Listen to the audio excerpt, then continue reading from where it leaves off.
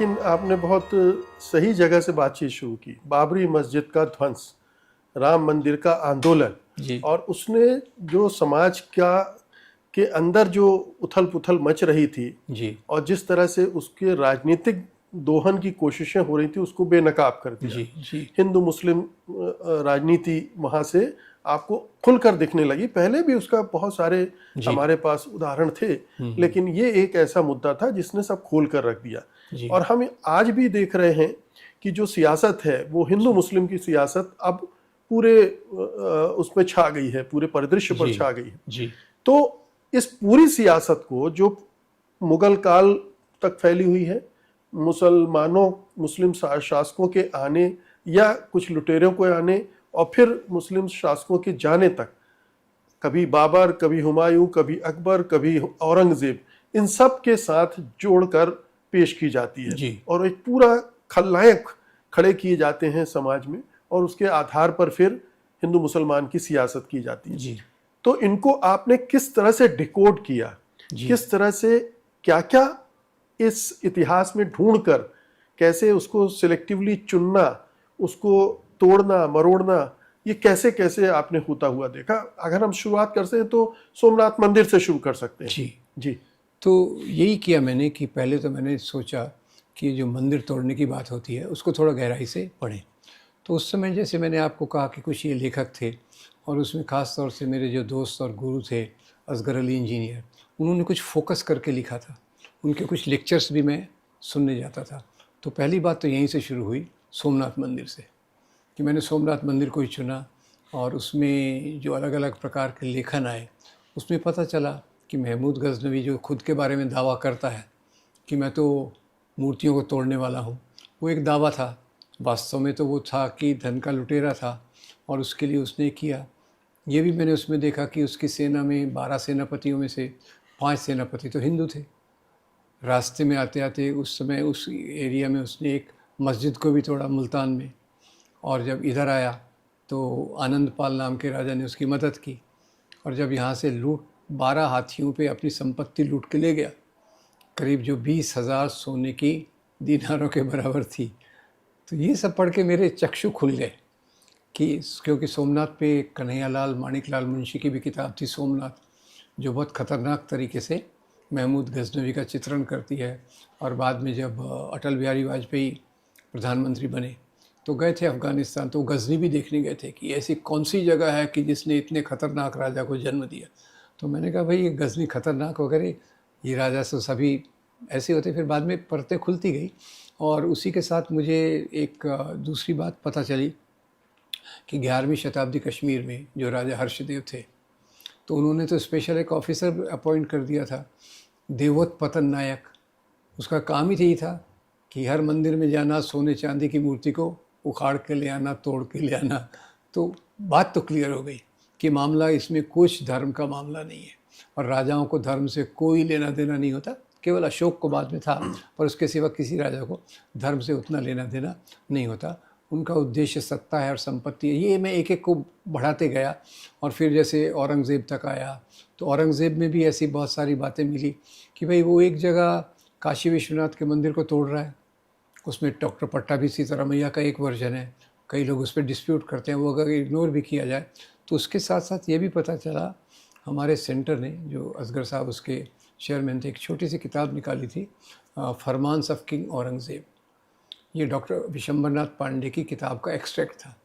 उसमें एक के बाद एक फरमान है, मैं आलमगीर औरंगज़ेब कृष्ण के मंदिर को सोने के आभूषण देता हूँ, इस मंदिर को मैं इतनी जागीर देता हूँ, इस मंदिर को मैं इतना धन देता हूँ। महाकाल का मंदिर औरंगज़ेब ने दान दिया, कामाख्या का मंदिर औरंगज़ेब ने दान दिया, चित्रकूट बालाजी का मंदिर औरंगज़ेब ने दान दिया। ऐसे कई विवरण मिले।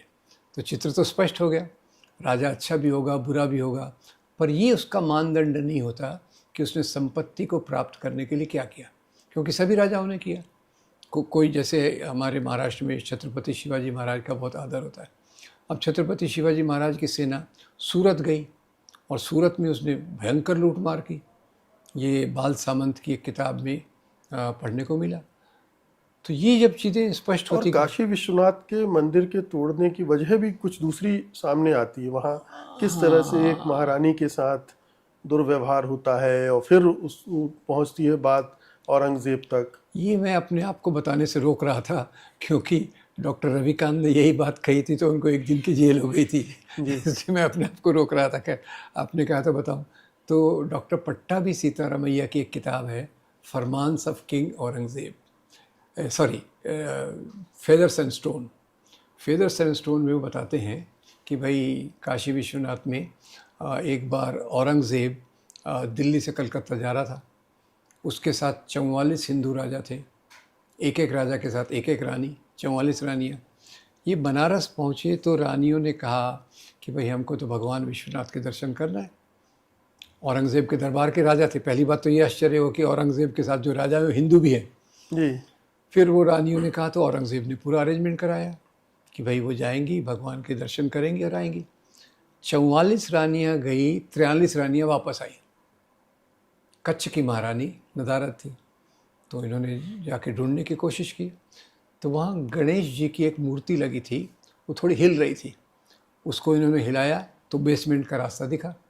बेसमेंट में गए तो रानी निर्वस्त्र अवस्था में थी, उसके आभूषण गायब थे, और फिर उसने रो रो के अपनी जो भी एक कहानी बताई। तो ये काशी विश्वनाथ की ये कहानी है, जिस पे कई लोग डिस्प्यूट करते हैं कि भाई पट्टाभी सीतारामैया ने ये लिखा है, अपनी इमेजिनेशन से लिखा होगा। तो मैं उस पर ज़्यादा नहीं कहता, पर जो भी हो कि, और मैं तो मान लेता हूँ कि औरंगज़ेब ने विश्वनाथ का मंदिर तोड़ा। अब दूसरा देखिए, कई बार राजा लोग, मुसलमान राजा इसलिए भी मंदिर तोड़ते थे कि मंदिर में उनके विद्रोही जाके छुप जाते थे। अच्छा, हिंदू राजाओं के बारे में फिर फ्रंट लाइन दिसंबर 95, जनवरी 96 कॉन्सिक्यूटिव इश्यूज़ में फ्रंट लाइन में रिचर्ड ईटन नाम के जो आर्कियोलॉजिस्ट हिस्टोरियन हैं, उनके 2 लंबे लेख आए। टेम्पल डिस्ट्रक्शंस इन प्री मुगल इंडिया, यानी मुसलमान राजाओं के पहले भारत में मंदिर कैसे तोड़े गए। तो बताते हैं कि हिंदू राजाओं में लड़ाई होती थी, तो होती थी, और उसमें जीतने वाला हिंदू राजा हारने वाले हिंदू राजा के कुल देवता की मूर्ति को तोड़कर खुद का कुल देवता वहाँ प्रस्थापित करता था। और ये उस समय ये भी एक कल्पना थी कि राजा के साथ ये मंदिर जुड़ा हुआ है, तो वो उनका राज्य जीत लिया तो भाई अब तो मैं यहाँ का राजा हूँ, तो मेरे साथ ये जुड़ा हुआ है। तो ये एक घटना आई। फिर एक और घटना, मैंने उसका संदर्भ मैं भूल गया हूँ, कि एक बार गोलकुंडा के नवाब तानाशाह ने औरंगज़ेब को 3 साल तक लगान नहीं दिया। लगान यानी ट्रिब्यूट, जो छोटा राजा पर टैक्स नहीं दिया। तो औरंगज़ेब ने उससे संदेश से पूछा, भाई क्या आपने 3 साल तक नहीं दिया, तो क्या बात है। तो तानाशाह बोलता है कि भाई हुजूर, मेरे राज्य में अकाल है, ड्राउट है, लोग मुझे लगान नहीं दे रहे, मैं आपको कहाँ से दूँ। तो औरंगज़ेब ने क्रॉस चेक करने के लिए अपने जासूस भेजे। पता चला कि तानाशाह ने अपनी सारी संपत्ति एक मस्जिद के नीचे छुपा के रखी है। वही किया उन्होंने, मस्जिद से वो तोड़ ताड़ के संपत्ति ले आए। तो ये सबसे ये चित्र तो क्लियर हो गया। और फिर एक और बात आई जो मैंने पहले, जिसको मैं अंडरलाइन नहीं करता था, अभी अंडरलाइन करना इसलिए चालू कर दिया कि धर्म के लिए जो तोड़े गए भारत में, वो केवल बुद्ध विहार थे। कई बुद्ध विहार भी थे और जैन मंदिर भी जैन मंदिर भी थे। बुद्ध विहार और जैन मंदिर, इनको धर्म के कारण तोड़ा गया। क्यों? क्योंकि जब ब्राह्मणवाद का पतन हो गया, बौद्ध और जैन के आने के बाद पतन हो गया, तो उसके बाद जब वो वापस आए ब्राह्मणवादी, और जिसको डॉक्टर अंबेडकर क्रांति कहते हैं, ये ब्राह्मणों के आने को प्रतिक्रांति कहते हैं। बुद्ध धर्म का आना क्रांति और ब्राह्मणवाद का वापस आना प्रतिक्रांति। उस दौरान पुष्यमित्र शुंग हो, शशांक हो, मिहिर कुल हो, इन्होंने बौद्ध विहार भी तोड़े, और इन्होंने तो इनाम भी रखा कि आप जो भी एक बुद्धिस्ट का सिर लेके आएंगे, आपको इतनी दिनारे इनाम में मिलेंगे। तो अभी दूसरा देखिए मुकेश जी, अब तो अभी मुझे लगने लग गया कि मंदिर और धर्मस्थल 2 कारणों से तोड़े गए। पहला जो हमारे सामने है वो सत्ता संपत्ति वाला है, और इसके पहले जो बौद्ध और जैन मंदिरों को तोड़ा गया, वो मामला धर्म से जुड़ा हुआ था, धर्म की पहचान से जुड़ा हुआ था। तो वही बात सामने आई, जैसे अभी सोमनाथ की हम बात किए। सोमनाथ के पास जब वहाँ मोदी जी चीफ मिनिस्टर थे, एक इंक्वायरी कमेटी आर्कियोलॉजिकल सर्वे की थी, उसने सोमनाथ के मंदिर के नज़दीक खुदाई की और उसमें 3 मंजिला बौद्ध विहार मिला। ये एक नया चैप्टर आ गया। तो खैर इतिहास में आप बौद्ध विहार के ऊपर सोमनाथ मंदिर, अब ये इतना चीज़ें अगर हम देखें, और ये मुझे याद है कि जब राम मंदिर की बात हो रही थी तो वहाँ भी ये माना गया था कि वहाँ भी बौद्ध के अवशेष मिले हैं, जी बौद्ध विहार के, बौद्ध मंदिर के। और आज भी बहुत सारे ऐसे बौद्ध और जैन स्थल हैं जिनको लेकर विवाद है। बिल्कुल, बोध गया को लेकर विवाद है हिंदुओं और बौद्धों में। तो जी, ऐसे कई कई एक्चुअली इवन कई जो तथाकथित हिंदू लीडर थे, उन्होंने इस बात को बताया कि हमने इतने मंदिरों को हिंदू बना दिया है। ये जो जैसे भगवान जगन्नाथ का मंदिर है, ये भी कोई शुरू में हिंदू मंदिर नहीं था।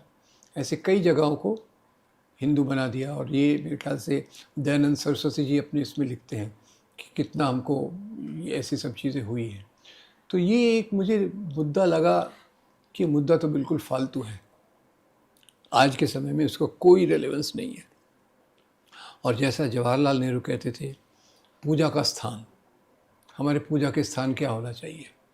सिंचाई के साधन, यूनिवर्सिटीज़, रिसर्च, पब्लिक सेक्टर, उत्पादन, नौकरियों को जहाँ मिलती हैं, ये और ये मुद्दे को लेकर बैठे तो फिर सवाल ये उठता है कि ऐसा पेरिफेरल मुद्दे को केंद्र में कैसे लाया जा सका।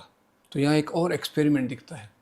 एक्सपेरिमेंट ये दिखता है कि मंदिर धर्म से जुड़े हैं, धर्म भावनाओं से जुड़े हैं। तो आप एक समाज की भावनाओं को अगर उद्वेलित करना चाहते हैं, सामने लाना चाहते हैं, तो ये बहुत अच्छा मुद्दा मिल गया। और लगातार उस दौरान में जो तथाकथित, इसको आंदोलन कहना तो मेरे ख्याल से आंदोलन की ये शर्मनाक बात होगी, ये प्रकार का जो चला इनका, उससे कई हिंदुओं की भावनाएं आहत हो गई। अब जैसे मैं अपना बचपन याद करता हूँ, आज मैं 80 साल का हूँ, 10-12 साल या 70 साल पहले मैं अपने दादाजी के साथ हरिद्वार भी गया, इलाहाबाद भी गया, पर उन्होंने कभी नहीं कहा कि अयोध्या जाना है। बिल्कुल, अयोध्या की बात उन्होंने कभी की नहीं कि भाई अरे वहाँ तो मंदिर था जो टूटा था, वो वहाँ जाके हमको देखना है। तो ये तो मैं अपने खुद के जीवन से बता सकता हूँ।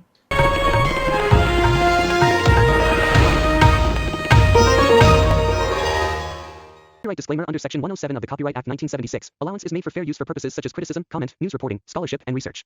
Fair use is a use permitted by copyright statute that might otherwise be infringing.